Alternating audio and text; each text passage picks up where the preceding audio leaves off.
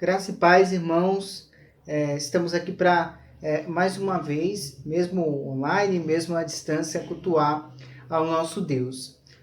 E nessa noite eu quero que você observe comigo, para a gente abrir aí o nosso culto, ouvir primeiro Deus falando conosco, a palavra dele que se encontra em Jó, no capítulo 42, nos versículos 1 ao 6. Tá? A projeção vai estar, o versículo vai estar projetado aí, os versículos, acompanhem aí comigo. Então respondeu Jó ao Senhor: Bem sei que tudo podes, e nenhum dos seus planos pode ser frustrado. Quem é aquele, como disseste, que sem conhecimento encobre o conselho? Na verdade, falei do que não entendia, coisas maravilhosas demais para mim, coisas que eu não conhecia. Escuta-me, pois, havias dito, e eu falarei. Eu te perguntarei, e tu me ensinarás. Eu te conhecia só de ouvir falar, mas agora os meus olhos te veem. Por isso me abomino no pó e me arrependo, no pó e na cinza. Aqui Jó, né, depois de tanta tribulação, depois de ter perdido os seus bens, de ter perdido filhos, né, os seus 10 filhos e tantas outras coisas como sua saúde, ele chega a essa conclusão de que ele realmente agora, depois da tribulação, ele conhece a Deus. Ele sabe que Deus é todo-poderoso e que não há nada que possa frustrar os planos de Deus. Essa caminhada que nós temos na nossa vida, de que Deus nunca nos desamparou e de que nós temos que adorar a esse Deus constantemente, a esse Deus que tudo pode, a esse Deus a qual nenhum plano pode ser frustrado porque ele tudo decretou. Então peço que você curve sua cabeça e faça uma oração de adoração a Deus comigo nesse momento. Senhor Deus, nós somos gratos, Pai, porque o Senhor é um Deus bondoso, um Deus misericordioso, Pai querido. E assim como seu servo Jó, nós enfrentamos lutas e tribulações, Pai. Mas que também, assim como Jó, a gente possa, através dessas lutas e tribulações, conhecer verdadeiramente o Senhor. Que a gente possa te buscar cada vez mais, Pai querido, e chegar ao ponto de dizer que a gente conhecia o Senhor de ouvir falar, mas agora a gente conhece de fato e de verdade, Pai amado. Porque mesmo nesse período de pandemia, nós temos experimentado a sua vontade que é boa, perfeita e agradável, e até em coisas e circunstâncias que aos nossos olhos não parecem tão boas. Nós sabemos que o Senhor tem um propósito, nós sabemos que o Senhor trabalha, e por isso nós te adoramos, Pai. Que seu nome seja santificado, Pai, pela nossa vida, pelos nossos lábios, e que a gente te adore de noite, Pai, em espírito e em verdade, Pai querido. Que a Igreja Presbiteriana Peniel espalhada, seja no Jardim Eliana, no Cantinho do Céu, na face da terra, te louve, Pai, te glorifique através da vida de cada membro dessa igreja. Que o Senhor aceite o nosso louvor e a nossa adoração e sejamos edificados, Pai querido, no culto de hoje. Em nome de Jesus, amém. Graça e paz, meus irmãos, neste momento de contrição, um momento que a igreja se coloca a posição de servo, e viemos confessar os nossos pecados, nossos irmãos, para podermos cultuar ao nosso Deus. No livro de Salmos 4, no versículo de número 4, diz assim: Irai-vos e não pequeis, consultai no travesseiro o coração e sossegai. Irai-vos, irmãos, e não pequei. Como irar e não pecar? Somente a graça de Deus pode fazer isso conosco. Que neste momento nós podemos vir orar ao nosso Deus e pedir perdão pelos momentos que iramos e pecamos. Pecamos a todo momento. E a ira do Senhor é merecida em nossas vidas. Mas através da graça do Senhor, nós somos eleitos e regenerados pelo Senhor. Oremos ao Pai. Ó Deus, A tua graça nos alcançou, ó Pai. E neste momento, Pai, de contrição, que nós sabemos, ó Pai, que a sua ira pode ser derramada sobre nós a qualquer momento, porque não somos merecedores de nada. Mas o que eu venho te pedir, ó Pai, neste momento, com a tua amada igreja, é perdão, Senhor. Perdão e misericórdia pelos momentos que erramos e pecamos, ó Pai. Às vezes até no momento que não sabemos orar. Não sabemos orar, mas o Teu Espírito Santo intercede por nós, ó Deus. Eu te peço, Senhor, neste momento, Pai, sonda os nossos corações, aquele coração que se encontra solitário, ó Pai, com o nosso eu querendo ser mais do que Ti, ó Deus. Perdoa, Pai, a Tua igreja, perdoa os Seus filhos amados, ó Pai. Nesta noite é o que te pedimos e clamamos, ó Deus.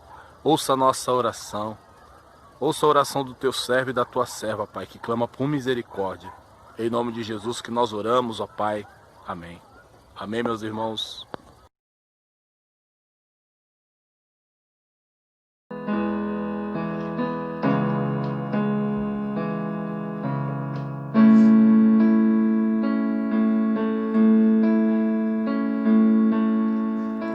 Se meu povo que tem meu nome se humilhar e orar, se meu povo se arrepender dos seus caminhos maus, então os ouvirei e os perdoarei, sararei a terra e suas feridas, eu me levantarei para os defender, defenderei o povo que leva o meu nome.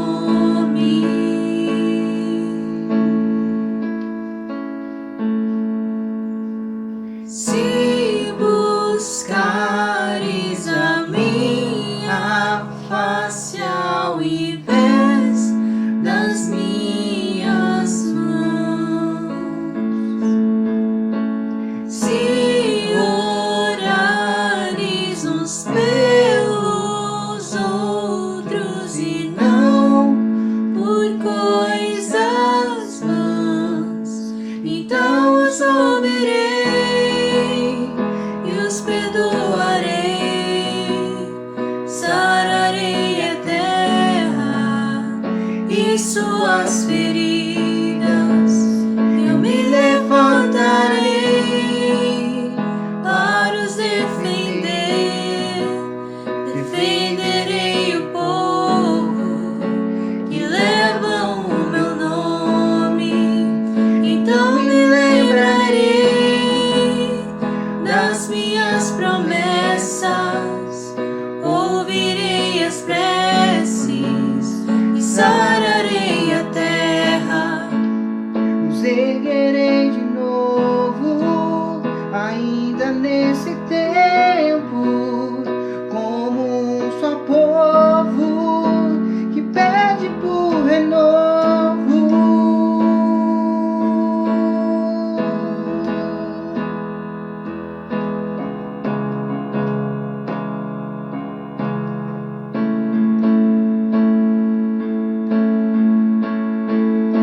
Então os ouvirei e os perdoarei, sararei a terra e suas feridas, eu me levantarei para os defender, defenderei o povo que leva o meu nome.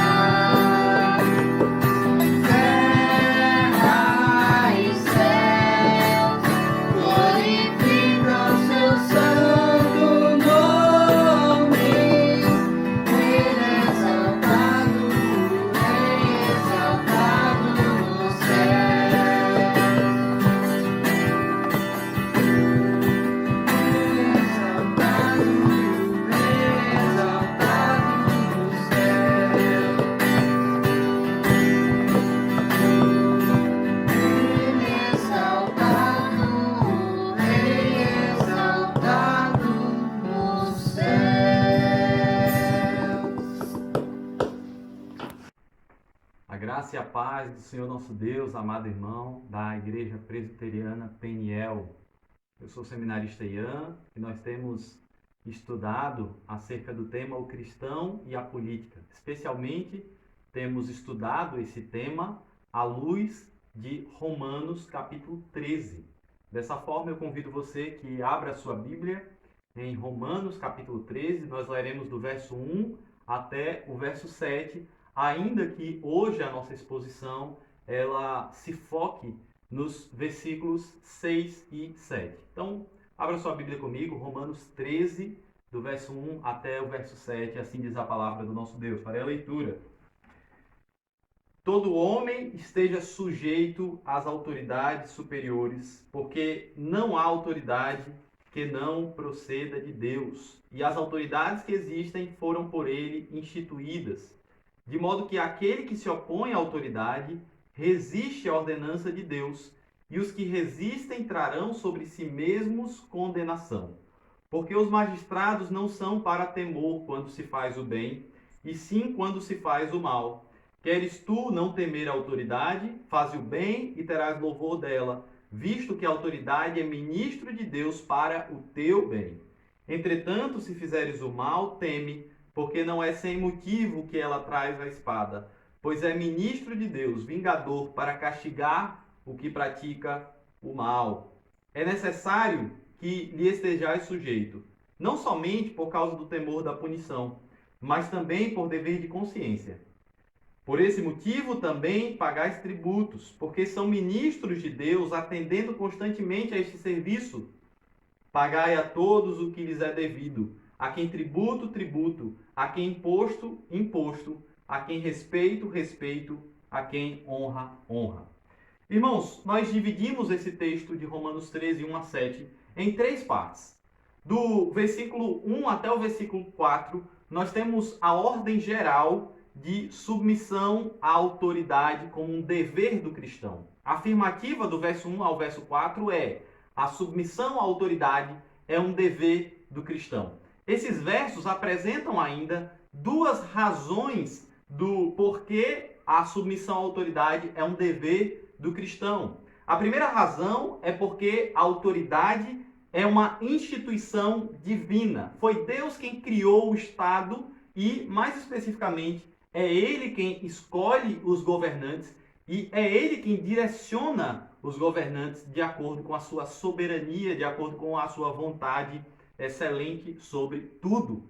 A primeira razão, então, está relacionada a aquilo que o Estado é em si, aquilo que a autoridade civil é em si. A segunda razão está nos versos 3 e 4 do nosso texto. E essa segunda razão não é sobre o que o Estado é, mas é sobre aquilo que o Estado faz. Devemos nos submeter à autoridade porque o Estado serve para promover o bem. Especialmente, ele serve para promover o teu bem. Tu que andas corretamente, tu que vives de maneira digna na sociedade, a instituição do Estado é para promover o bem. E por que isso, irmãos? Nós comentamos em sermões passados que se não houvesse a instituição de Estado, viveríamos uma anarquia onde o pecado e a depravação total do homem se generalizaria de uma forma que seria impossível convivermos em sociedade. Imagine um ambiente em que o mal não fosse punido, em que o mal não fosse restringido através de leis, através de polícia, através de penas aplicadas pelo Estado para aqueles que procedessem mal. Então, a maldade, a depravação, o pecado do coração humano se generalizaria. Estaríamos completamente perdidos. Portanto, a função do Estado, a função da autoridade como instituição divina é refrear o mal. E como ele faz isso? Ele faz isso não permitindo ou punindo as injustiças que acontecem na sociedade. O Estado ele existe, então, excepcionalmente, não só para valorizar aqueles que promovem justiça. os particulares que promovem justiça, né? As pessoas, os indivíduos que promovem coisas justas, coisas boas, porque o texto diz que o Estado serve para o louvor daqueles que praticam bem, mas especialmente o Estado ele carrega a função de vigiar e punir, para citar aí um filósofo conhecido na modernidade, especialmente no nosso período da contemporaneidade. O Estado existe para vigiar e punir, ele existe para impedir a propagação do mal de maneira generalizada. Alguém pode se perguntar, então o Estado vai santificar as pessoas? Óbvio que não. As pessoas elas não serão isentas da sua maldade, elas não perderão, a maldade do coração delas não será purificada por causa do Estado, mas o Estado, uma vez que é uma ferramenta de imposição de medo através da espada, e aqui no nosso texto de Romanos 13 é uma menção ao poder de punição, especialmente ao poder de pena de morte que o Estado possui. Então, como o Estado ele funciona como um meio de punição, portanto, a sociedade irá conviver de maneira mais pacífica. Porém, para os cristãos especialmente, o verso de número 5, que é a segunda parte do nosso texto de 1 a 7, nos ensina que o cristão ele não deve se submeter ao Estado apenas por causa desse medo da ira, mas especialmente por dever da consciência. A gente entendeu, a gente aprendeu aí no sermão do domingo passado que o cristão ele precisa não só se comportar exteriormente de maneira a submeter ao Estado, mas também interiormente. O interior dele precisa se submeter às ordenanças civis. Ele precisa fazer isso de coração, de mente, de consciência. A alma dele precisa estar submissa às autoridades. É isso que diz o versículo 1, inclusive. Todo homem esteja sujeito às autoridades superiores. A expressão ali para homem não é antropos, a palavra mais comum no grego, é psique. A alma dele, a mente dele precisa estar submissa à autoridade, porque nós fazemos isso quando obedecemos ao Senhor e não àquele indivíduo propriamente. Na certeza de que é o Senhor que instituiu aquela autoridade e que aquela autoridade é uma ferramenta de Deus para a promoção do meu bem, eu então me submeto àquela autoridade de corpo e alma. Essa é a tese tanto a primeira parte do nosso texto, verso 1 a 4, quanto a segunda parte, o verso 5. Hoje nós vamos falar sobre os versos 6 e 7, ou seja, que quando nos submetemos à autoridade, a submissão à autoridade exige pagar tributos. Hoje nós falaremos sobre esse tema. A submissão à autoridade exige pagar tributos. É isso que diz os versos 6 e 7. Eu vou ler mais uma vez esses versos para que vocês acompanhem o raciocínio da nossa explanação. Versos 6 e 7 diz: por esse motivo também pagais tributos, porque são ministros de Deus, atendendo constantemente a este serviço. Pagai a todos o que lhes é devido, a quem tributo, tributo, a quem imposto, imposto, a quem respeito, respeito, a quem honra, honra. Irmãos, quanto a essa questão dos impostos, o que importa a gente saber a título de contexto histórico? O Império, como um todo, cobrava um imposto sobre a propriedade.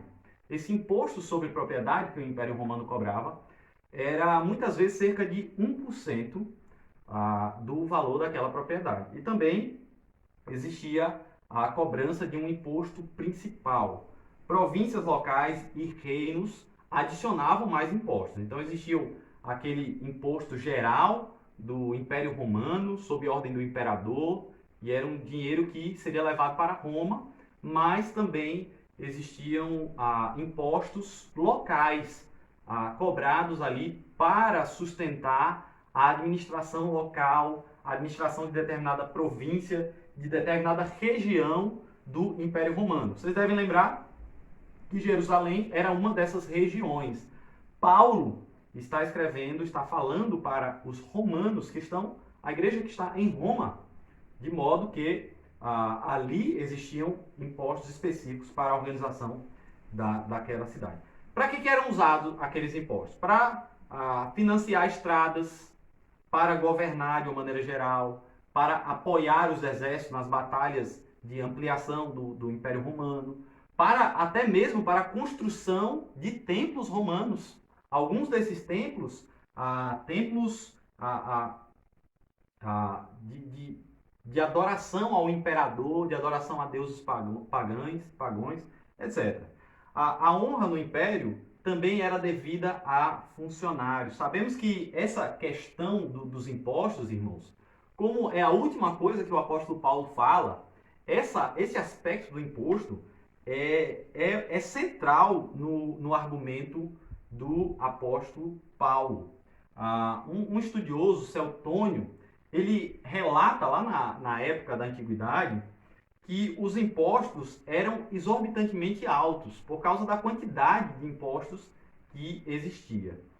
Tácio também registra queixas sobre práticas extorsivas de coletores de impostos lá por volta de 57 e 80 antes de Cristo. Então, autores seculares falam sobre esse problema que existia das pessoas não quererem pagar impostos. Isso porque não existiam grandes fortunas, não existiam grandes riquezas e a maioria das pessoas trabalhavam para sobreviver, trabalhavam para receber aquilo que dava para a sua subsistência. Pagar imposto, então, era muito custoso para pessoas que estavam ali ralando o dia todo pelo seu pão. Porém, Romanos 13, 7 conclui com uma ordem aos crentes para pagarem tributos, sugerindo que a sujeição às autoridades foi consideravelmente difícil também no aspecto financeiro, que pode ter sido um problema da igreja em Roma. Então perceba que aqui a questão da sujeição à autoridade não é só obedecer às leis de uma maneira geral. Às vezes pesa no bolso, né? Às vezes, quando aquilo atinge a nossa carteira, então a sujeição se torna uma coisa mais complicada.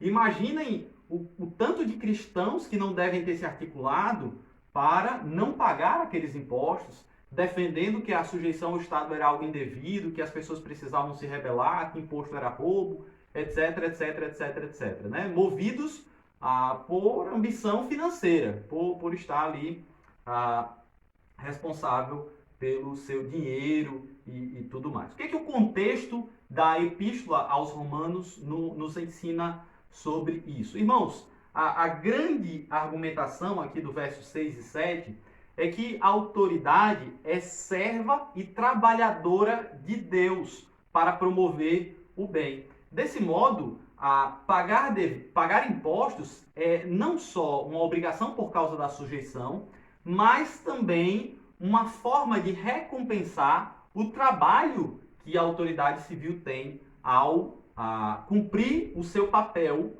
social, o seu papel de repreensão do mal. Então, Romanos capítulo 4, verso 4, já havia alertado que ao que trabalha, o salário não é considerado como um favor, e sim como dívida. Olha que interessante, Romanos 4:4. Ao que trabalha, o salário não é considerado como favor, e sim como dívida. O pagamento de impostos, irmãos, na verdade, uma dívida para o cristão, porque ele se usufrui ali das benécias do Estado que lhe guarda e tudo mais. Portanto, essa é uma das razões que deve pagar. O capítulo 13, do 8 ao 14, vai dar sequência a esse tema de pagar a todos o que lhes é devido. Então, o verso 8 diz expressamente: a ninguém fiqueis devendo coisa alguma, exceto o amor com que vos ameis uns aos outros. Veja que a ideia do contexto mostra que o pagamento dos tributos não era apenas uma obrigação por causa da questão da submissão, mas um dever do indivíduo, né? As Escrituras falam sobre isso? Falam. Existem várias passagens aí do Novo e do Antigo Testamento que nos ensinam sobre esse tema. Lucas 23, verso 2, o próprio Senhor Jesus é acusado de se rebelar contra o Império Romano e de não pagar impostos. Olha como o tema dos impostos era forte até mesmo na época de Jesus, não só na época que o apóstolo Paulo escreve a Epístola aos Romanos, mas também na época de Jesus. Lucas 23, verso 2, diz assim: encontramos este homem, se referindo a Jesus, pervertendo a nossa nação, vedando pagar tributos a César e afirmando ser ele o Cristo, o Rei. Olha que interessante. 3 acusações são levantadas contra Jesus em Lucas 23, 2. É que ele estaria pervertendo a nação, vedando pagar tributos e afirmando ser ele o Rei. Então, tributo estava ali no cerne da questão. E o apóstolo Paulo diz, é sim para pagar tributos. Jesus nunca afirmou que não era para pagar tributos. Pelo contrário, quando perguntaram a ele, ele disse, dai a César o que é de César. Jesus sempre entendeu que o reino dos céus, ele estava alheio a essa questão da sociedade política, mas mais do que isso, ele estava acima dessa situação e dessa questão. Portanto, não se confundia e não existia conflitos, contanto que não houvesse a chamada idolatria estatal. Você vê o Estado, vê o governante como um ídolo, como aquele salvador, como redentor, como aquele que vai resolver todos os problemas da existência humana. E isso, com certeza, é um problema para o indivíduo. Portanto, irmãos, hoje nós vamos ver os versos 6 e 7 mais especificamente. Olhe atentamente aí essas construções do verso 6 e do verso 7. O versículo 6 diz literalmente assim: pois por isso também tributos pagais, porque servos litúrgicos de Deus são, para isso mesmo, dedicando-se. Olha que expressões fortes essa que aparece aqui no nosso texto. Esse verso 6 introduz a ideia de que, vinculado à submissão à autoridade, está o pagamento de tributos. Essa vinculação se dá por meio da expressão pois, por isso também, mostrando que existe uma nova situação a ser apresentada. Por isso a expressão também. Ou seja, pelo mesmo motivo apresentado anteriormente. E qual é esse motivo, né? Por isso também o quê? O motivo é porque Deus ordenou o governo humano e exige que estejamos sujeitos a ele. Por essa razão, pagamos tributos.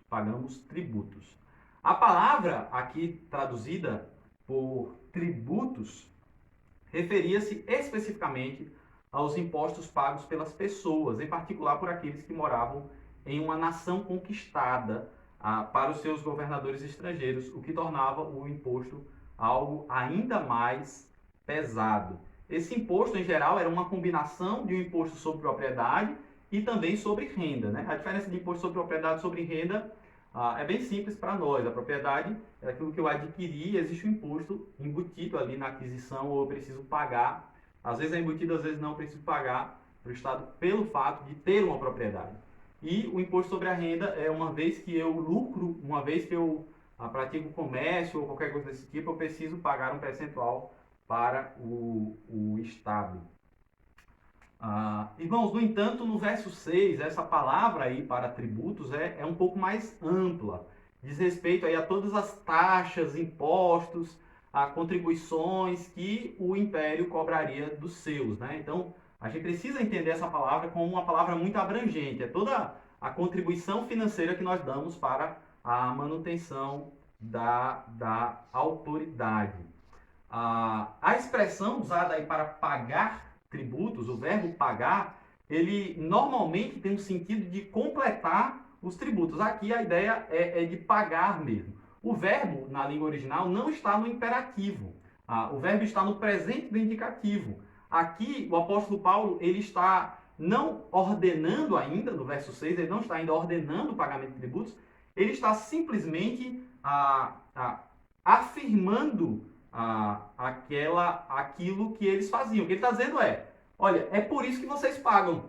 Vocês não pagam tributos? Pronto, vocês pagam mesmo. E vocês pagam porque o Estado é ministro de Deus para a promoção do bem, porque o Estado é uma instituição divina, porque o Estado se dedica naquilo que faz.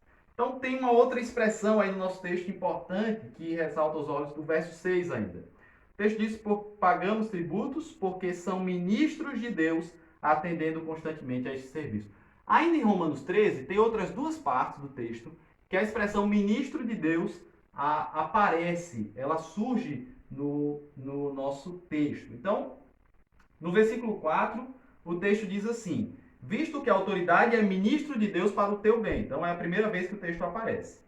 E aí, no final, o texto do versículo 4 ainda termina dizendo: pois é ministro de Deus, vingador para castigar o mal. Então, o texto diz que é ministro de Deus para o teu bem, ministro de Deus, vingador para castigar o mal. E no verso 6 diz: porque são ministros de Deus, atendendo constantemente a esse serviço.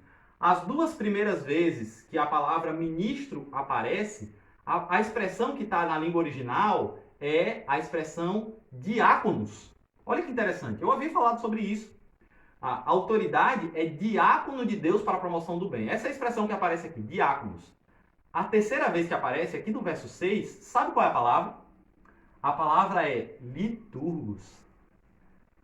De onde vem a expressão liturgia, que é adoração, que é culto. Ou seja, o que o texto está dizendo aqui do versículo 6, eu não estou falando sobre os outros versículos, verso 6, é que a autoridade é um ministro litúrgico de Deus, atendendo constantemente a esse serviço.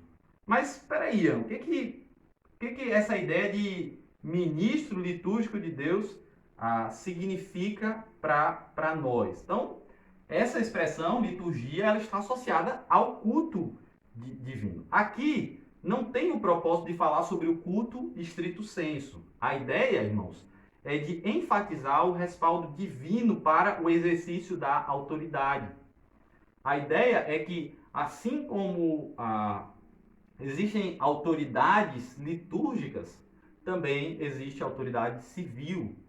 Também existe a instituição civil do Senhor. Essa palavra de autoridade litúrgica é usada às vezes para anjo, Cristo às vezes é chamado assim, Paulo, quando ele diz que é ministro do Evangelho, em Romanos 15:16, a expressão é essa também.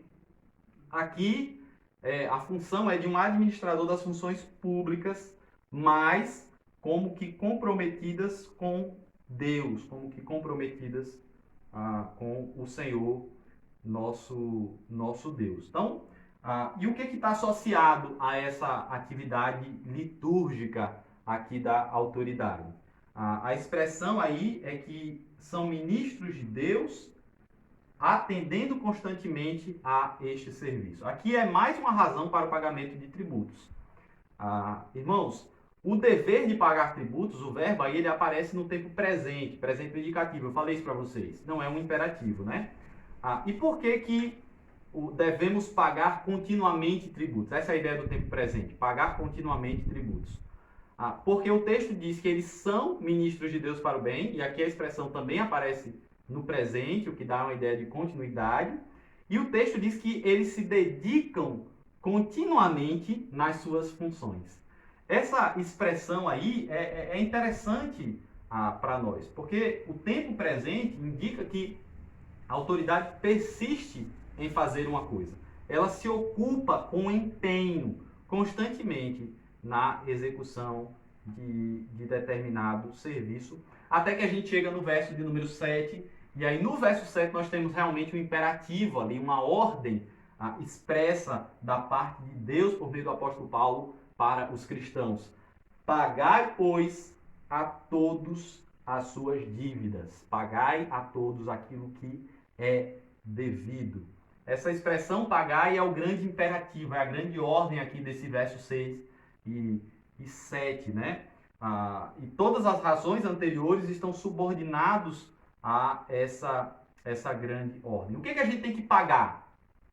Deu para entender que a gente tem que pagar constantemente aquilo que é devido. Mas o que a gente tem que pagar? 3 coisas o apóstolo lista aqui. 4 coisas, na verdade. Tributo, imposto, temor e, por último, honra. Tributo, imposto, temor e honra. Tributo é o que é cobrado pelo governo sobre pessoas e propriedades. Seria equivalente para nós ao imposto de renda ou ao imposto sobre propriedade, né? O que aparece como imposto aí, nos tempos do Império Romano, se tratava de impostos de transporte de mercadoria. Quando alguém transportava mercadoria de um estado para outro, tinha uma cobrança de um imposto específico. Em certa medida, aqui nós temos a atividade desenvolvida pelos publicanos. Lembram dos famosos publicanos, lá das passagens do Novo Testamento? Pois é, aqui está descrita a sua função. Não pagar o imposto seria contrabandear um produto, né? Uma aplicação para os dias atuais é o pagamento de taxas de alfândega. Alguém que viaja de um país para outro e se beneficia ali de não pagar tributos. Ou alguém que não declara os produtos que foram comprados no exterior. Seja quando nós viajamos e aí passamos pelo aeroporto e não declaramos aquele produto, seja quando a gente compra coisa pela internet da China, né? Então, muitas vezes, a gente compra coisa na internet da China, o produto para lá em Curitiba e a gente fica torcendo para não ser taxado. E a gente não declara aquilo que deveria ser cobrado do produto. Isso é um erro. Irmãos, mas assim, e aí o texto fala também sobre o temor e a honra. Duas coisas devidas à autoridade. Devemos temer, ter medo e também honrar. Esse versículo ele se resume em apenas um princípio. Pague a cada um o que lhe é devido. O que também se aplica ao Estado. Pague o que é devido. Não roube o Estado. Não cumprir esse princípio de pagar o que é devido é roubar. Que é uma quebra do 8º mandamento. Assim como não pagar o dízimo é roubo, está lá em Malaquias 3, 8 a 11, né? Não pagar o dízimo é um roubo. Essa mesma associação foi feita pelo Senhor Jesus em Mateus 22, 21. Que se não pagamos também o tributo, nós estamos roubando. Portanto, em conclusão, os cristãos devem ser bons cidadãos, cumprir todos os seus deveres civis. Tudo isso para a glória de Deus. Irmãos, a mensagem para a época da escrita lá dos romanos vai no sentido de trazer uma ordem de sujeitar-se às autoridades, bem como as exortações de não se opor, de não se rebelar, de pagar tributos. Os judeus eles precisavam se preocupar com a opinião pública, especialmente em Roma, onde eles eram vistos com desconfiança. Muitas pessoas viam o cristianismo como uma seita minoritária do judaísmo. Logo, os cristãos precisavam ser mais cautelosos ainda com relação a essa questão, porque senão sofreriam fortes perseguições. Eles precisavam ser bem vistos socialmente como que contribuíam para a sociedade e não como quem atrapalhavam e causavam tumultos e rebeliões e revoltas, não. Mas deveriam se comportar devidamente. A mensagem para todas as épocas, a mensagem para mim, para você, para as nossas vidas, é importantíssima, irmãos. A estrutura governamental é consideravelmente diferente. O Estado hoje é muito, muito diferente do que era nessa época. Porém, os princípios desse texto aqui permanecem para nós hoje, porque são aplicações do 5º mandamento, de honrar, de se submeter àquelas pessoas que foram instituídas por Deus. O 5º mandamento ele tem uma aplicação universal. A mensagem para todas as épocas é de se subordinar às autoridades civis, governamentais, seja na pessoa do funcionário público, seja em um sentido mais abrangente, ao não subverter a ordem constitucional vigente em determinado país. Em uma república constitucionalista, eu já falei sobre isso, a autoridade maior não são os representantes do povo, que foram eleitos, mas o próprio sistema vigente e as suas instituições, conforme prescrito na nossa Constituição, né? De modo que a cobrança aos funcionários do governo, em todas as instâncias federais, quando nós cobramos um presidente da República, quando cobramos um governador, cobramos um prefeito, quando a gente faz isso pelas vias previstas na Constituição, sem subverter a ordem, sem virar anarquista, nós estamos fazendo de maneira legítima e não estamos ferindo os imperativos de Romanos 13. Porém, por outro lado, pedir por uma ditadura, ou desejar uma revolução comunista, ou por outra via, rebelar-se contra o sistema constitucional, contra a ordem social, política que vivemos, que não pelos meios legítimos de exercício político previsto na nossa Constituição, é se rebelar não apenas contra o Estado, mas se rebelar contra o próprio Deus, que não é próprio para um cristão.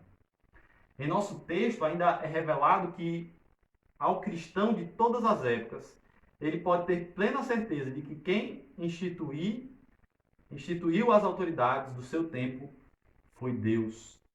E esse Deus bondoso usa essas autoridades para a manutenção da ordem, trazendo a paz aos seus filhos, ao seu povo, ao mesmo tempo que pune o mal, que pune aquele que está andando erroneamente. Por isso, a autoridade deve ser temida pelo malfeitor, mas recebida com consciência pelo crente, como ministro de Deus, diante de quem tem responsabilidades e deveres. Irmãos, esse texto nos ensina que Cristo, ele não governa em oposição ao nosso rei, ao nosso presidente da República. Às vezes a gente acha que assim, a gente precisa escolher entre uma coisa e outra. O texto diz, não é assim. Você não tem que escolher entre o presidente da República e Jesus. O presidente da República, os governadores, eles estão aqui. Jesus, ele governa todas as esferas de autoridade existentes, tanto as angelicais quanto as esferas humanas. O reino de Jesus, em sentido direto, é a igreja, é uma instituição específica, que ele lidera como seu corpo e governa por meio da sua palavra e do seu espírito. Porém, o Estado, ainda que não seja uma forma de reino de Deus, Deus governa sobre ele, sobre tudo isso. A igreja de uma maneira especial, a igreja de uma maneira específica. De maneira, irmãos, que a espada ou a autoridade de punir não deve ser usada para impor o reino de Cristo. Está lá, claro, em João 18,36. Cristo, do seu trono, usa a autoridade secular.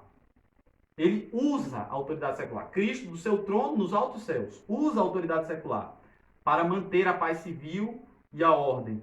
E ele ordena que os seus discípulos da igreja se submetam a essa autoridade e às suas regras. Isso nos ensina, irmãos, também sobre a providência divina. A Bíblia diz que Deus faz com que todas as coisas cooperem para o bem daqueles que amam a Deus. Eu falei já nessa série de sermões que muitas vezes cristãos são abençoados por meio da autoridade civil. Por vezes são abençoados. Seja através de uma assistência do Estado, seja através de um cristão que exerce uma função pública, um funcionário público. Nós temos na nossa igreja, e várias igrejas têm entre os seus membros, funcionários públicos, que exercem a sua função para a glória de Deus. Esse texto nos ajuda a entender ainda a glória e a beleza do ofício diaconal. Não é interessante que o imperador do Império Romano é chamado de diácono? Olha o poder do ofício diaconal. Glória a Deus pelos diáconos da Igreja Presbiteriana Peniel. Glória a Deus por cada irmão que exerce o diaconato nessa igreja. Nós conhecemos os nossos diáconos. Honre-os. São autoridades instituídas por Deus para a promoção do bem. Não na esfera política, mas dentro da igreja, dentro da estrutura social e política da igreja.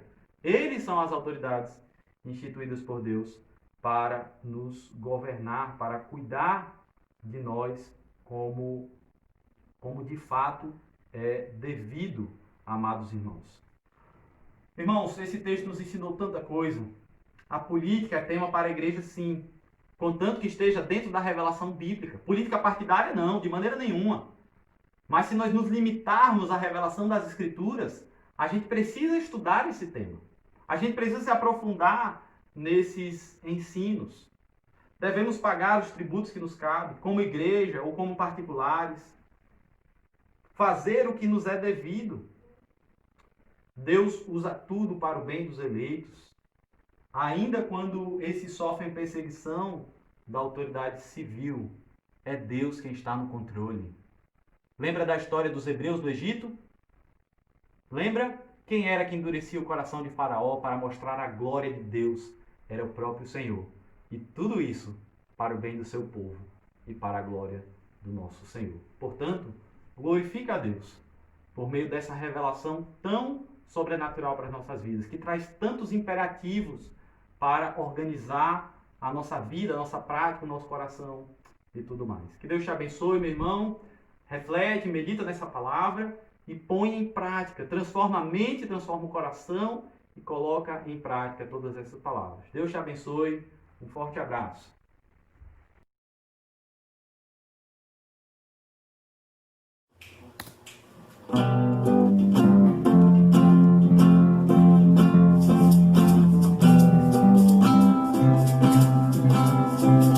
Bem-aventurado é o que está firmado em tua casa, aqueles que te louvam, cujo coração está no nosso Deus. Bem-aventurado é o que tem sede da justiça de Deus, aqueles que são filhos da luz, cuja força vem do nosso Deus. Que o teu reino venha sobre nós, queremos tua glória sobre nós. Ouve, ó Deus, nossa oração ao Ti, Senhor. Sara essa nação, é o clamor da igreja que te adora.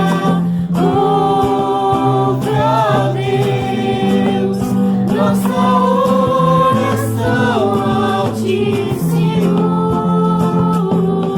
Sara essa nação, é o clamor da igreja que te adora.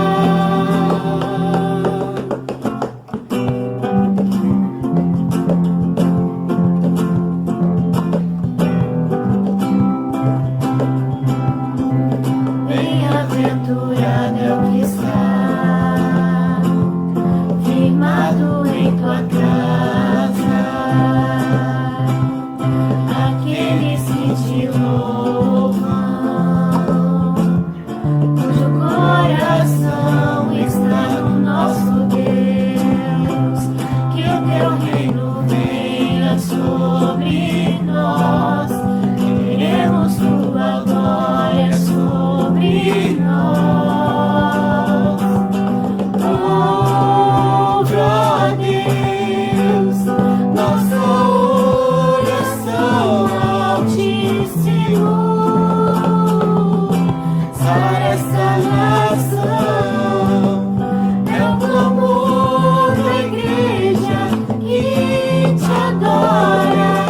Ouve, ó Deus, nossa oração ao Ti, Senhor. Sara essa nação, é o clamor da igreja que te adora. Só Tu és santo, só Tu és santo, só Tu és santo, Senhor. Só Tu és santo, só Tu és santo, só Tu és santo, Senhor. Só Tu és santo, só Tu és santo, só Tu és santo, Senhor. Só Tu és santo, só Tu és santo, só Tu és santo, Senhor. Ouve, ó Deus, nossa oração ao Ti, Senhor.